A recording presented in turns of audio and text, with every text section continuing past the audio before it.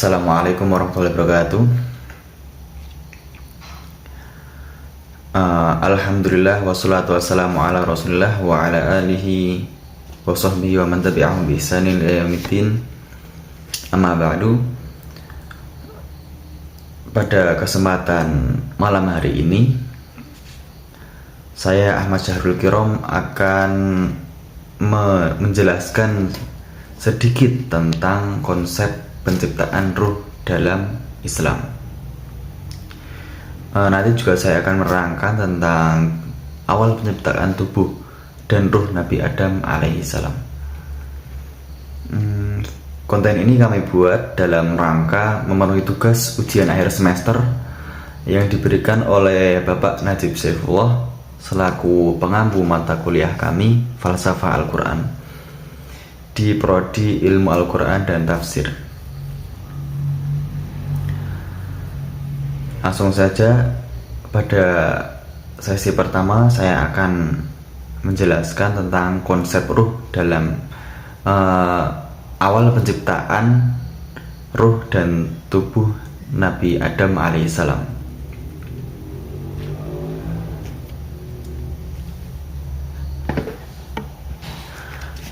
Di sini saya akan mengambil dari kitab Bada'i Idzuhur.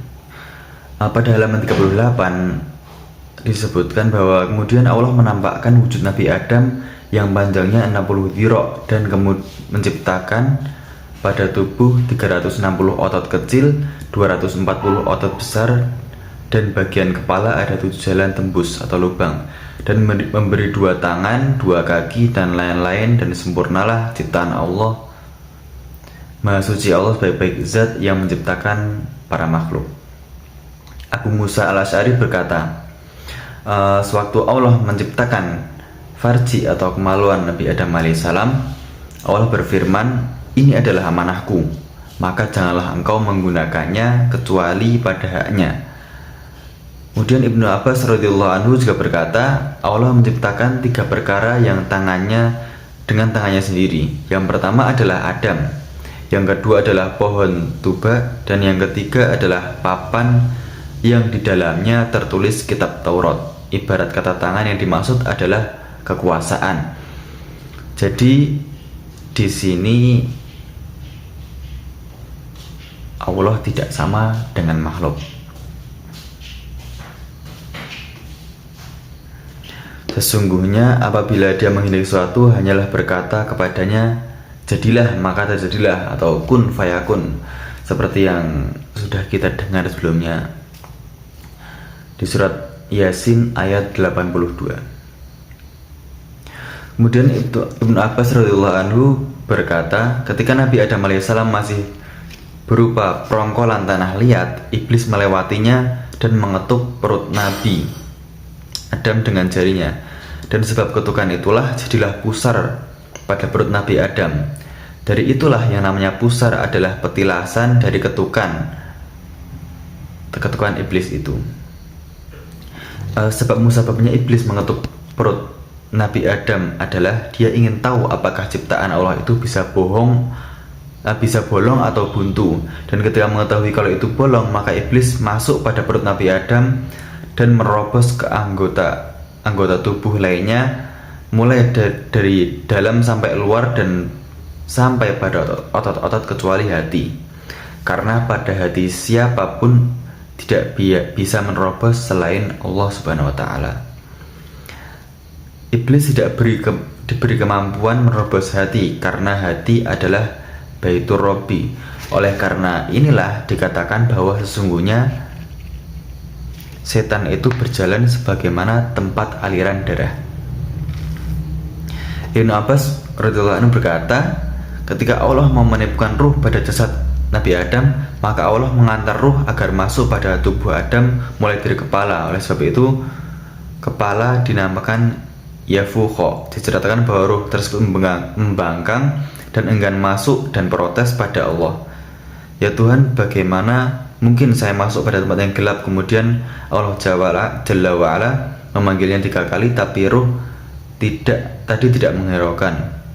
Akhirnya dimasukkanlah ia dalam jasad dengan paksa. Maka Allah memberi wahyu padanya, andai kamu mau masuk dengan tulus, maka kamu pun keluarnya juga tulus. Tetapi ilmuku sudah tertera di zaman azali bahwa kamu masuknya secara paksa, maka keluar pun juga dipaksa. Kemudian selanjutnya saya akan menjelaskan bahwa ruh tadi, ruh itu Allah menciptakannya sejak di Lauh Mahfud, sejak pertama kali. Ruh yang pertama kali diciptakan oleh Allah Subhanahu wa Ta'ala adalah ruh Nabi Muhammad, atau nabi terakhir di akhir zaman, Nabi Muhammad Shallallahu Alaihi Wasallam. Tapi manusia yang pertama adalah Nabi Adam alaihissalam. Namun ruh yang diciptakan oleh Allah Subhanahu wa Ta'ala adalah Nabi Muhammad Shallallahu Alaihi Wasallam, yaitu penutup para nabi.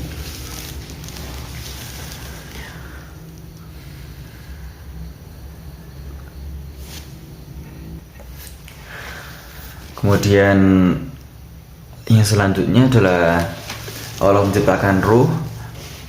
Kemudian ruh tersebut ditakdirkan mau masuk ke rahim yang mana, ke jasad yang mana maksudnya. Dan dimulailah penciptaan bayi dalam kandungan, yaitu ketika dihidupkan ruh, kemudian ada malaikat yang menanyakan ajalnya, rezekinya, jodohnya. Ya, ketika hal itu sudah dibuat kayak semacam perjanjian pada saat ruh atau diri kita itu masih dalam kandungan. Dan kemudian setelah kita lahir, kita itu udah lupa semuanya. Dibuat lupa. Memang semuanya dibuat lupa atas 3 perjanjian yang kayak istilahnya udah kita kontrak pas kita dalam kandungan tadi.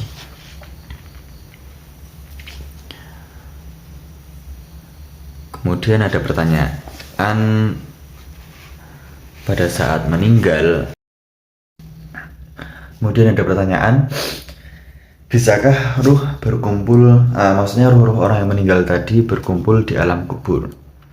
Kemudian jawabannya ada dalam kitab Berita Gembira untuk Orang yang Sedih Bertemu dengan Kasih pada halaman 11. Dari Wahab bin Munabih, beliau berkata, sesungguhnya milik Allah di langit ke-7, yaitu sebuah rumah yang dinamai Al-Baydha, yang mana di dalamnya berkumpul seluruh ruh orang mukmin. Ketika salah seorang penduduk dunia meninggal, maka ruh tersebut menjemputnya.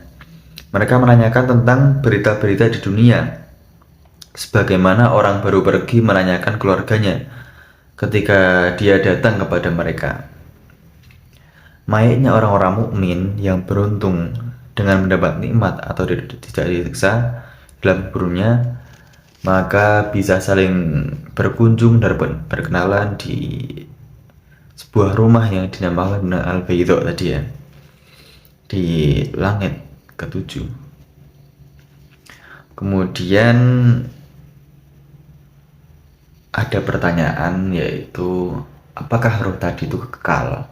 Apakah roh tadi akan mati juga sebagaimana jasad manusia yang keluar rohnya disebut mati? Kemudian apakah itu rohnya itu nanti bisa mati? Jawabannya adalah roh itu kekal. Roh itu kekal setelah diciptakan. Tapi di sini kekal di sini bukan berarti sama kayak pencipta. Allah kan kekal ya. Roh ini juga kekal, tapi di sini kita nggak boleh nyamain antara kekalnya roh dan kekalnya Allah Subhanahu wa Ta'ala. Karena kekalnya roh ini ada dari ketiadaan. Roh ini ada dari ketiadaan, dan Allah ini ada tanpa permulaan. Jadi roh ini diciptakan oleh Allah yang semula yang nggak ada jadi ada, tapi Allah ini udah ada dan ada terus, nggak ada ujungnya.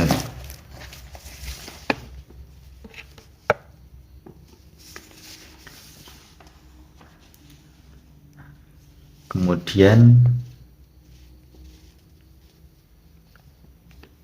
dalam syarah akidah atau hawiyah disebutkan juga, akan tetapi kekalnya roh ini bukan berarti tidak fana atau tidak hancur.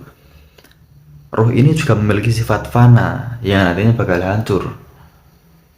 Dan kekalahan roh itu bukan berasal dari zatnya, tetapi karena dikekalkan oleh Allah. Jadi roh ini kekal gara-gara dikehendaki Allah buat kekal. Dan Allah bisa berkehendak apa aja. Misalnya rohnya ini nanti hancur, nanti juga hancur. Tapi Allah sudah berkehendak kalau misalkan roh ini kekal, jadi akan kekal selamanya. Maksudnya gini, sifat roh ini ada kekal gara-gara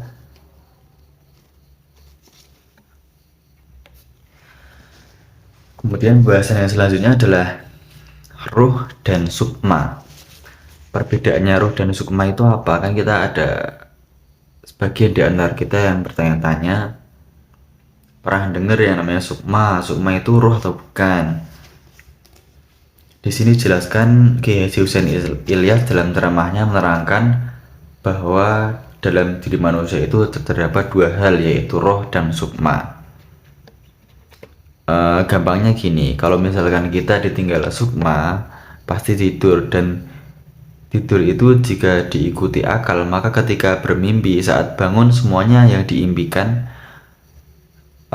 Tetapi jika saat tidur tidak diikuti akal, maka walaupun mimpinya banyak sekali, kita tidak akan ingat sama sekali semua mimpi tersebut. Gini, kalau misalnya kita ditinggal sukma itu tidur, tapi kalau misalnya kita ditinggal roh itu mati. Jadi ketika sukma pergi, roh itu masih ada dalam jasad kita. Kemudian pembahasan yang selanjutnya, roh itu dibagi atau diklasifikasikan menjadi 3 golongan, yaitu ruh mutajaridah, ruh mutafarikoh, dan ruh mutasorrifah. Kiai Husain menjelaskan, ruh mutajaridah itu artinya orang yang masih hidup bisa berkomunikasi dengan orang yang sudah meninggal secara lengkap. Maksudnya di sini orangnya itu kayak punya kelebihan. Kemudian jenis roh yang kedua ada ruh mutafarikoh, yaitu orang yang masih hidup bisa berbicara dan berkomunikasi dengan janin bayi yang ada dalam kandungan. Kemudian yang terakhir, ruh mutasorrifah, yaitu orang yang masih hidup bisa berinteraksi langsung dengan orang yang juga masih hidup, walaupun jaraknya sejauh apapun jelasnya. Misalkan gini, kita nih di sini di Indonesia bisa berkomunikasi dengan orang yang ada di Arab atau mana luar negeri tanpa bantuan alat apapun. Atau mungkin kita sering dengar ini dengan istilah telepati.